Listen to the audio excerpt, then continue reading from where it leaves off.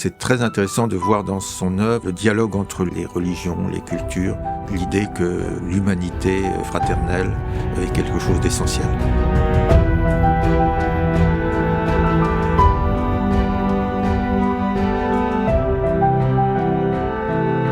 Bienvenue dans Passeurs d'Histoire, le podcast de la mémoire. René par Emmanuel, s'engager pour la défense des droits de l'homme. Ce qui me frappe dans René Cassin, c'est son énergie indomptable.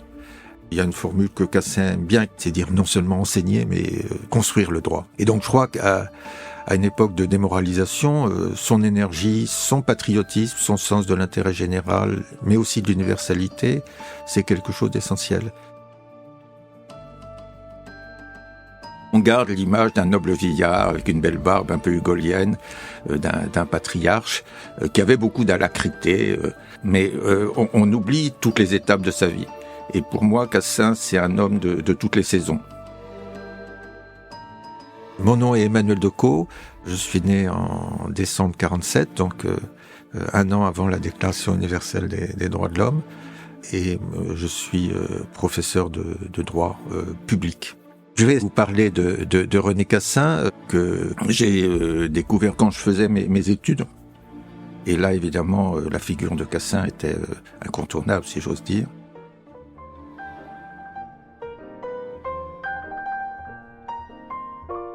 René Cassin est né en 1887 et par coïncidence, c'est l'année de la création du Souvenir français. Et il est mort en 1976. Ses origines sont méridionales. Il a grandi à Nice, au sein de la communauté israélite de Nice. Cassin, très vite, a fait des études de droit à Aix-en-Provence. Il était très brillant puisqu'il a été lauréat du concours général de la licence en droit. Je crois que c'était en 1909. La médaille de Vermeil, c'était le premier prix. Il est monté à Paris, comme on dit, où il était dans un cabinet d'avocats tout en préparant sa thèse, qu'il a soutenue le 1er avril 1914.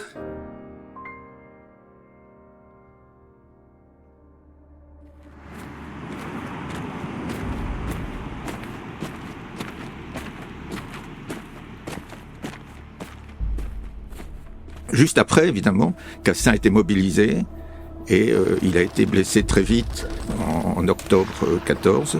Il a passé une nuit d'agonie sur le champ de bataille avant d'être récupéré par des infirmiers et de faire une convalescence très longue et douloureuse parce qu'il avait eu 4 blessures avec un tir parallèle au flanc, au bras, au bas-ventre et des traitements très douloureux jusqu'en 1916 où il a repris des cours à Aix. Malgré ses blessures, il avait une santé de fer et puis une grande énergie, donc il s'écoutait pas du tout. Il a eu l'énergie de vouloir se consacrer aux autres en organisant les premières associations d'anciens combattants ou de victimes de guerre, de mutilés. Il était invalide à 65% avec un corset toute sa vie. Les veuves, les orphelins, lui-même avait vu dans ses proches la mort de son beau-frère et sa sœur avec des jeunes enfants. Donc ces qualités de juriste ont été utilisées de manière très pragmatique pour faire avancer le statut des combattants, des mutilés, des victimes de guerre. Cassin a mené parallèlement une carrière de juriste. Il a passé l'agrégation en 1919, donc là il était établi dans le milieu universitaire, et puis une carrière de militant associatif, en allant de congrès en congrès, de fédération en fédération, ce qui fait que son expertise juridique a été très utile pour faire les premières grandes lois de la Chambre Bleue Horizon sur le statut du combattant et puis des aspects très techniques sur les pensions, les emplois réservés, la justice militaire. Et j'ai retrouvé un discours qu'il a fait pour remercier ses électeurs. Le corps est frêle, mais l'âme est vibrante, et il parle de flamme, et il parle même de joie de travailler ensemble. C'est extraordinaire. Après avoir contribué beaucoup à tous les aspects du statut juridique des victimes de guerre, des anciens combattants, des veuves, des orphelins, Cassin a eu une ouverture internationale, d'abord par les rapports entre les associations d'anciens combattants alliés, et ensuite avec les invalides ou les anciens combattants allemands, ce qui était plus compliqué. Mais dans le cas de l'OIT, notamment l'Organisation internationale du travail, il y a tout un travail fait en commun sur le statut des mutilés de guerre. Et aussi des réflexions sur la paix, sur la construction de la SDN, de la Société des Nations, avec ce qu'on appelait l'esprit de Genève. Et là, Cassin a été embarqué dans la délégation française à partir de 1924, c'est-à-dire l'arrivée du bloc des gauches au pouvoir. Il n'était pas le seul représentant français auprès de la SDN. Il a commencé comme représentant adjoint au nom des anciens combattants, tandis que Léon Jouot, un futur prix Nobel de la paix, représentait les syndicats, mais il était très actif, très présent, notamment dans les négociations sur le désarmement au début des années 30. Et donc, en 1932, par exemple, tous les plans de paix français étaient négociés dans ce cadre, lui-même, Cassin, se spécialisant dans les aspects juridiques. Alors évidemment, à partir de 1933, le vent a tourné et on voit dans les discours de Cassin des dénonciations du terrorisme hitlérien. Il a fait des discours à la Mutualité après la Nuit de Cristal dans un grand meeting organisé par la LICA, la Ligue internationale contre l'antisémitisme. Donc là, il y a des prises de position très nettes de Cassin qui expliquent son esprit de résistance très rapide. Pour lui, la défaite de la France, c'est un grand déchirement et son instinct l'a poussé à résister. Et donc là, c'est vraiment un tournant dans sa vie. Il était venu à Bordeaux avec le gouvernement, les principaux services publics. Il consulte ses collègues, les anciens combattants, les responsables politiques qu'il connaît, notamment Paul Boncourt. Il n'entend pas le discours du général de Gaulle le 18 juin, mais il en a connaissance. Et dès le 19, il prépare son départ pour l'Angleterre, alors que les milieux politiques pensaient prendre le Massilia pour aller à Alger ou en Afrique du Nord.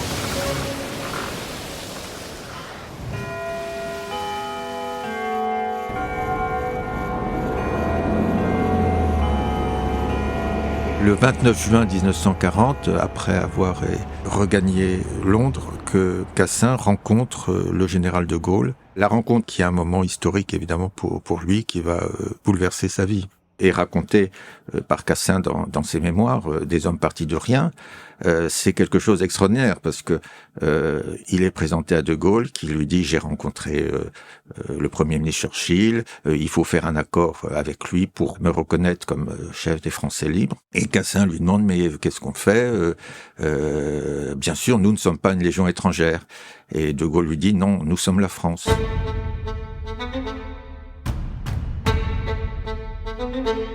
Et ils étaient tout seuls dans un petit bureau à dire « Nous sommes la France ». Et donc le travail de Cassin, c'est tout un travail d'intendance, mais aussi d'organisation administrative, juridique. Et à partir de là, Cassin d'abord négociera avec les Anglais ce statut qui est très important, parce que ça reconnaît la légitimité de la France. Churchill s'engage à rétablir la France dans son indépendance et sa grandeur. Et donc Cassin se retrouve à représenter De Gaulle dans des conférences interalliées comme à Saint-James, alors qu'il y a des gouvernements en exil. Cassin, lui, est le représentant du chef du général de Gaulle, chef des Français libres. Et il y aura tout un travail de reconnaissance comme un gouvernement en exil qui est difficile, puisque les Américains, par exemple, ont un ambassadeur à Vichy. Roosevelt, ensuite, aura un mépris assez grand pour la France et une hostilité à l'égard du général de Gaulle. Donc Cassin a tout ce volet international avant que des diplomates prennent le relais. Et puis il y a un volet politique qui est très important, c'est de dire que la légitimité de la France n'est pas à Vichy, que la constitution de Vichy c'est une pseudo-constitution et que la légitimité elle est à Londres, en essayant de s'ancrer dans les principes républicains, sans avoir d'élection, ce qui est là aussi une situation un peu en porte-à-faux pendant un certain temps, avec certains qui pensent que la priorité, c'est d'unir les Français dans le combat, honneur et patrie, Et Cassin, lui, a cette fibre républicaine pour insister toujours sur la devise républicaine, liberté, égalité, fraternité. La France libre a un journal officiel, comme le journal officiel qu'on connaît aujourd'hui.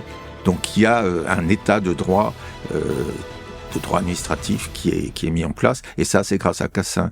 De même, c'est Cassin qui fait le statut de l'ordre de la Libération, puisque De Gaulle ne voulait pas donner la Légion d'honneur en considérant qu'il n'était pas habilité à le faire, donc il fallait trouver une décoration. Cassin a fait le statut de l'ordre de la Libération et a été un des premiers titulaires dans la même promotion justement que Eboué ou le colonel Leclerc ou l'amiral Muselier.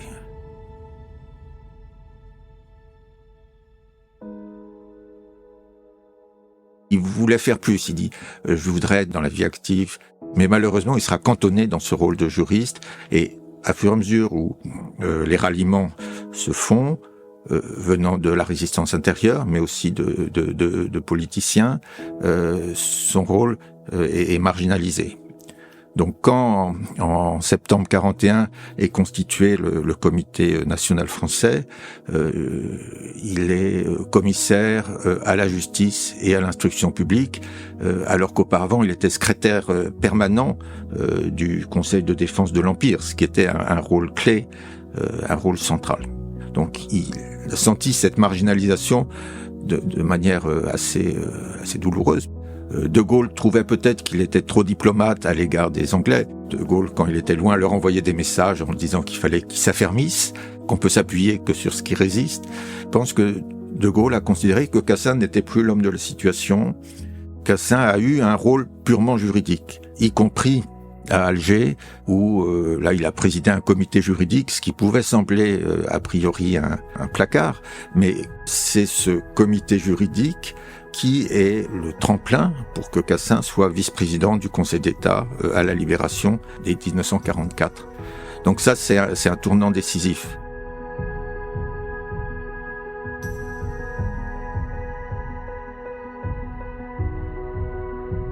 Il y avait cet éloignement de la terre-patrie qui était très dur pour lui. D'être en première ligne, c'était quelque chose de très important pour son patriotisme, sa flamme, comme il disait.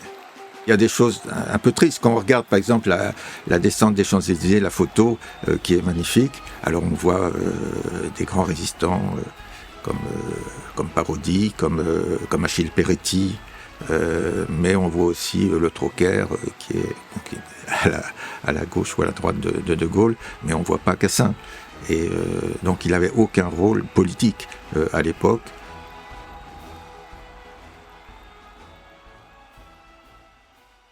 Mais d'être nommé au Conseil d'État, vice-président du Conseil d'État, c'est le choix radical de Gaulle, c'est de nommer René Cassin, avec la charge aussi de l'épuration du Conseil d'État, ce qui a été fait relativement en douceur, si j'ose dire, mais avec une reprise en main très ferme et des nouvelles générations qui étaient issues de l'ENA. Et ça, c'est fondamental, parce que comme vice-président du Conseil d'État, Cassin était président du conseil d'administration de l'ENA, pendant 16 ans, ce qui est tout de même une continuité extraordinaire. Cassin était au cœur de l'État, avec un État de droit, rétablir les institutions, avoir une nouvelle génération de fonctionnaires avec une élite républicaine fondée sur la méritocratie. Cassin a toujours insisté sur ça dans ses discours, qui étaient souvent très pratiques, sur la place des femmes aussi au Conseil d'État ou dans les grands corps. Donc ça, c'est une période de consécration et d'honneur, mais qui est aussi une période de grande responsabilité, d'engagement, d'investissement.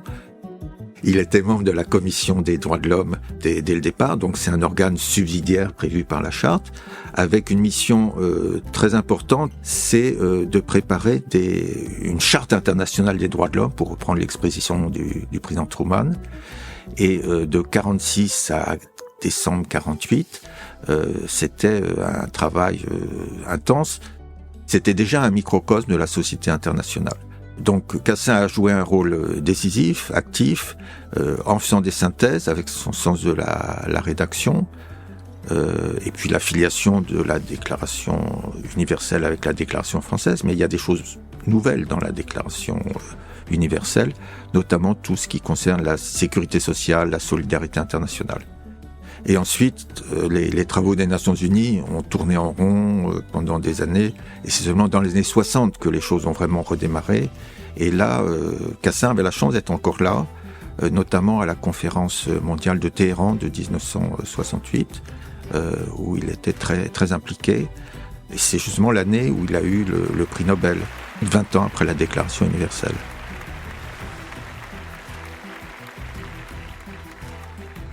C'est une période avec deux périodes clés, c'est la fondation de la 4e République, et là, Cassin s'éloigne un peu de Gaulle lorsqu'il y a l'aventure du RPF. Ensuite, il y a la période clé de 58, 59, 60. Le Conseil d'État a joué un certain rôle dans la préparation de la constitution de la 5e République. Cassin, comme vice-président, a joué un rôle dans le contrôle des élections présidentielles, dans l'intronisation de Gaulle, puisque c'est lui qui, comme premier fonctionnaire et puis président du comité constitutionnel provisoire, a proclamé les résultats. Et en 1959, il quitte son poste de vice-président du Conseil d'État avec un certain âge, puisque les années de guerre comptent double, je crois. Donc il n'était pas du tout un partisan de la retraite à 60 ans. Et donc Cassin, en 60, aurait pu considérer que le repos était bien mérité, mais il avait une telle activité qu'il a continué ses engagements. Il a été nommé en 1960 au Conseil constitutionnel. Et Cassin a été 10 ans au Conseil constitutionnel. Normalement, le mandat est 9 ans, mais quand on succède à quelqu'un en fin de mandat, on peut faire un peu plus. Mais ça veut dire une continuité et un travail aussi de fond sur l'état de droit, sur l'instauration d'un contrôle de constitutionnalité qui n'était pas dans la culture française de la 3e ou de la 4e, avec des développements qui sont tout à fait actuels. Parallèlement, il a eu deux responsabilités internationales très, très importantes. Il a été nommé juge à la Cour européenne des droits de l'homme, là aussi en 59, ce qui, au départ, n'était pas forcément une grande promotion. On parlait de belle au beau dormant, parce que la Cour venait à peine de naître. Il a eu la chance d'être président des chambres des premières affaires, une affaire Lawless contre l'Irlande qui était très importante parce que c'était l'état d'urgence en matière de lutte contre le terrorisme, contre un militant de l'IRA, la branche armée de l'IRA. Donc là, dans un style très sobre, on a des arrêts qui sont très pédagogiques avec la nécessité d'apprivoiser les États parce que c'est pas agréable pour un État d'être condamné. Cassin a eu un rôle décisif pour les premiers pas de la jurisprudence européenne, avec un esprit européen qui était très fort chez lui, toujours dans cette filiation de cette amitié franco-britannique qui pour lui était essentielle. Après son prix Nobel, en 1969, il a fondé un Institut international des droits de l'homme pour porter la bonne parole, pour défendre les droits de l'homme en Europe, mais aussi à l'échelle universelle. Je crois que pour la reconnaissance de Cassin, elle a été immédiate et dans toute la France, vous avez des écoles qui s'appellent René Cassin. Devant Saint-Sulpice, c'est la place René Cassin. Quand vous arrivez à Nice, à l'aéroport, vous avez un boulevard René Cassin et partout comme ça. Pour les 85 ans, il avait un message personnel, un télégramme du président de la République allemande, Heinemann, et du chancelier Willy Brandt. Donc c'était vraiment une personnalité reconnue, adulée. Il a été élu à l'Académie des sciences morales et politiques en 1947. Il était Grand Croix de la Légion d'honneur. Il a été fait docteur honoris causa d'Oxford dès 1945. Donc il était comblé d'honneur et de reconnaissance. Et lui-même avait toute sa vie un charisme, une alacrité, une sorte de joie de vivre, un sens de la plaisanterie aussi. Il avait une voix chantante quand il arrivait, m'a dit un de ses neveux, dans des grandes réunions, les choses étaient transformées. Pour ses obsèques, il y a eu des cérémonies importantes, y compris un très beau discours de Jacques Chirac, qui était Premier ministre à l'époque.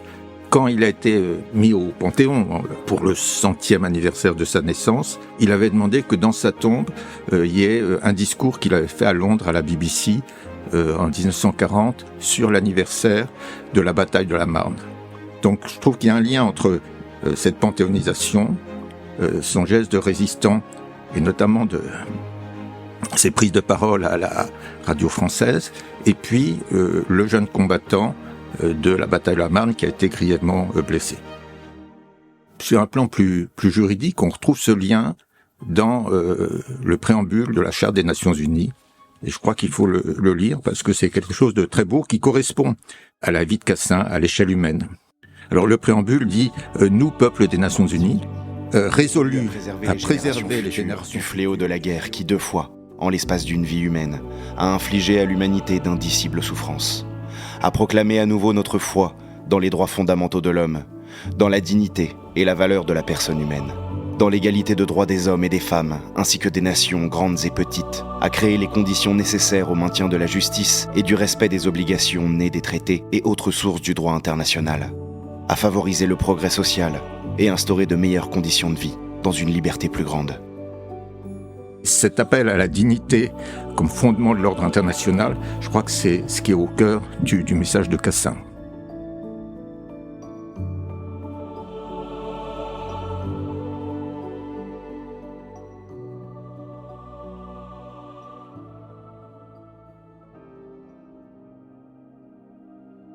Il y a beaucoup de formes d'engagement. L'engagement, c'est, je crois, d'être solidaire. C'est aussi un grand moteur pour l'action, plutôt qu'être dans une tour d'ivoire, d'être le professeur dans sa chaire qui fait des leçons à la terre entière. Il faut avoir cet aspect d'expérience, de profondeur juridique, mais aussi d'ouverture et d'empathie. Je crois que c'est essentiel. Et ça, je crois que c'est une leçon de Cassin qui avait une grande bienveillance à l'égard des gens. C'est très curieux, mais dans le discours qu'a fait Étienne Paul-Lambert, justement après sa mort, il y a un mot que le grand chancelier donc de l'ordre de la Libération prononce, c'est le mot de bonté à propos de Cassin. C'est très intéressant de voir dans son œuvre le dialogue entre les religions, les cultures, avec une forme de syncrétisme, mais l'idée que l'humanité fraternelle est quelque chose d'essentiel. Et le premier article de la Déclaration universelle, c'est justement de dire que tous les hommes naissent libres et égaux, en dignité et en droit, d'ajouter qu'ils doivent vivre dans un esprit de fraternité. Donc je crois que c'est cette fraternité, cet idéalisme, cet enthousiasme, cette flamme, comme il disait, qui est essentiel et qu'on devrait retrouver dans un monde de déception, de recul, de crainte. En 1940, avait fait un article dans la Revue de Défense Nationale, qui était toute jeune, en disant « Que reste-t-il du droit international ?» Donc il restait pas grand-chose, mais il fallait tout reconstruire. Et lui, à plusieurs fois dans sa vie, après 14, après 40, a tout reconstruit. Vous venez d'écouter Passeurs d'Histoire, un podcast du Souvenir français. Si cet épisode vous a plu, n'hésitez pas à nous le dire avec 5 étoiles et en vous abonnant. Pour en savoir plus, rejoignez-nous sur les réseaux sociaux ou sur notre site internet dont vous trouverez les liens en description. Rendez-vous dans 2 semaines pour découvrir une nouvelle histoire.